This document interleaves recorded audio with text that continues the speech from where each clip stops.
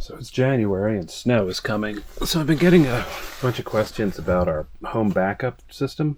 We have a couple portable power stations here. This is a Pecron F3000. This is an Anker F3000. I bought this one with my own money. I actually won this in a contest from Anker, so that's cool. Not sponsored video, but I got it for free. Anker, there was no conditions about making a video on this. It's just they sent me a free power station. That's great. Both of these are 3 kilowatt hours, and both can output 3,600 watts. So you can use this TT30 connection and hook up a really big extension cord to put it into either a transfer switch or a generator inlet, which is what we have. There's a whole lot of information online about power stations, and I think a lot of the companies right now are taking the opportunity to try and sell people on getting these for backups with the snow coming. But I think some of the things they say are overly optimistic, I guess is how I would put it. So each one of these holds 3,000 watt hours of power. That means that it can run 3,000 watts for an hour. So how long does this actually power our house? Our house, with a lot of things shut off, idles at about 500 watts. So 500 watts for an hour is 500 watt hours. So that works out that each one of these by themselves can power the house for about 6 hours. For us, that is, that's just with the house idling. If it's really cold and we run we have a gas furnace and it has an electric blower that kicks up the amount of power it uses. So the more that runs, the shorter the time runs. At the moment, you can see the dial here on the Pecron has gone up to about 16 watts. I have a light plugged in down here so that when the light's out, I can push the button. That light works down here, and I can mess with the breaker panel to, get things set up. If you're considering one of these, there's a trade-off between how big and how mobile they are. This is my tiny little Bluetti Elite 10, which is a great little unit, but this only has one outlet and it can only do 200 watts. It only has 128 watt hours. 128 watt hours. So it can run like 100 watts for an hour. It's still useful because this can be charged up real quick, and it's really useful in charging up cell phones and that sort of little things. It could run like a lamp over here for a while, so it's handy. The big advantage is this is 4 pounds, this is 60 pounds, this is 90 pounds. So if I had to, I can move this guy, pick it up. It's like a heavy cooler. This guy's probably not leaving the basement. So between the two of them, we can go with a power outage for about, let's say, like 12 hours. If the fridge can stay on, I can run the heat. The more things I turn on, the shorter everything lasts, of course. But yeah, we can essentially for about 12 hours, we can run the house, and you really wouldn't know that we were on battery power, except anything that is 240. Basically anything that has a double breaker, I can't run because these are 120 volt only. So things that are double breakers also generally use a lot of power, so you don't normally want to run them because they'll kill the battery a lot faster. Things like I can't run air conditioners. I can't run the central air conditioners. I can't run our oven or our dryer or the big EV car charger because, well, it wouldn't make any sense anyway. Our cars have 77 kilowatt hours in it. That has 3, so it's the drop in the bucket. We use a generator interlock here, and I leave that up to you to figure out how that works, or if you want to get a transfer switch to make things work. A lot of people, especially online, use transfer switches because they have advantages. For us, I wanted the ability to basically flip on more than either 6 or 10 circuits, and the advantage to this is all or nothing. So if we lose power, I can kill the in, power any of the circuits other than those 240s I want. Either of the furnaces, I color coded the the options here. So the green are things that I always want on, like refrigerator and basement freezer, or our internet and sump pump.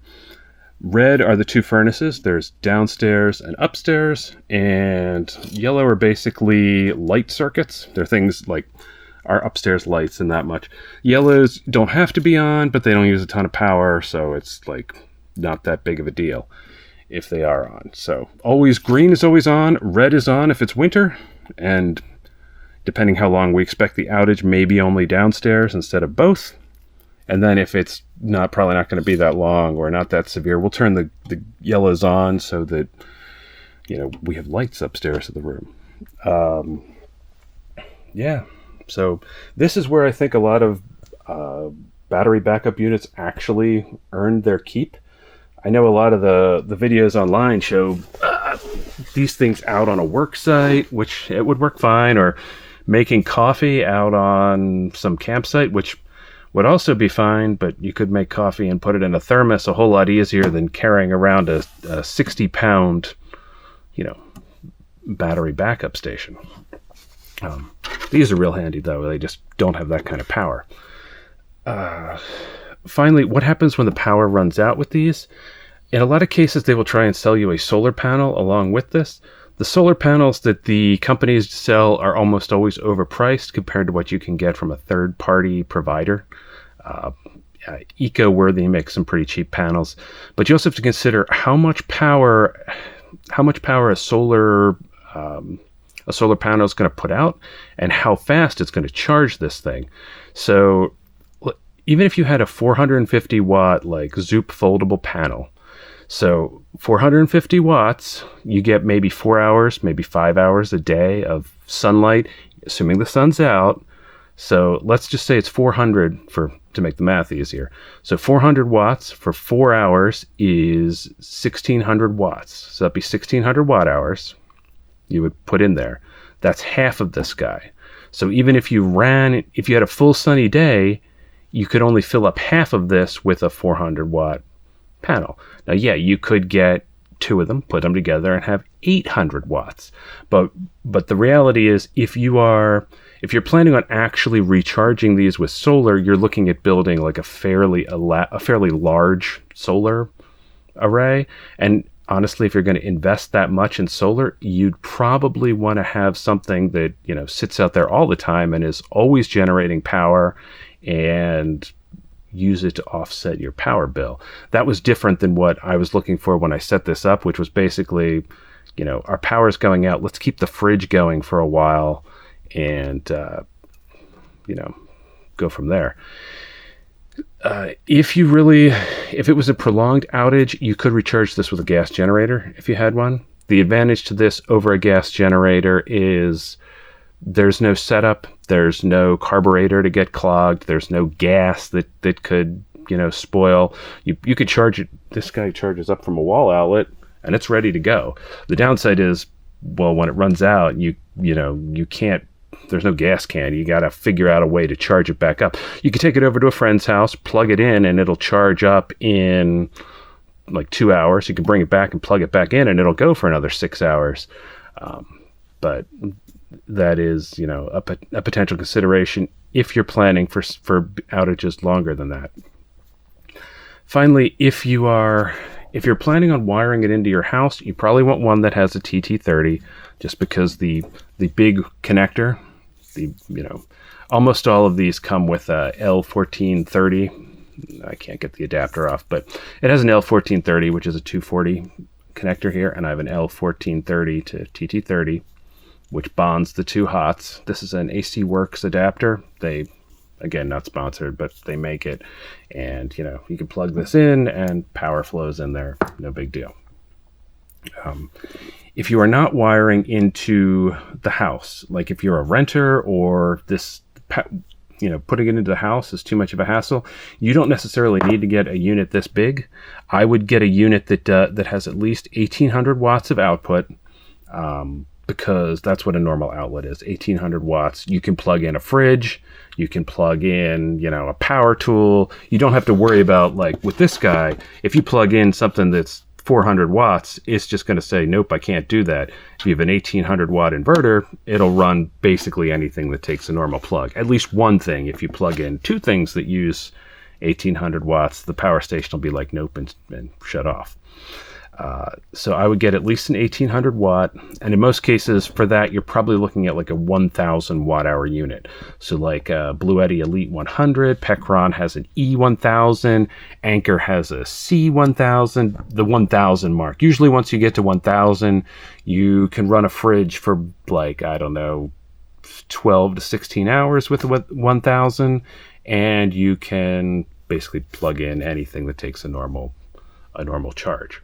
So I brought my parents a 1000 unit for Christmas so they can run their fridge if the power goes out. You can run extension cords. You don't have to centrally wire it into the house, which is a bigger DIY job or the work for an electrician. You turn this on, these are just plugs. It's a wireless extension cord that runs off a battery without any problem. So those are the basic options. If you have questions, let me know. And good luck out there.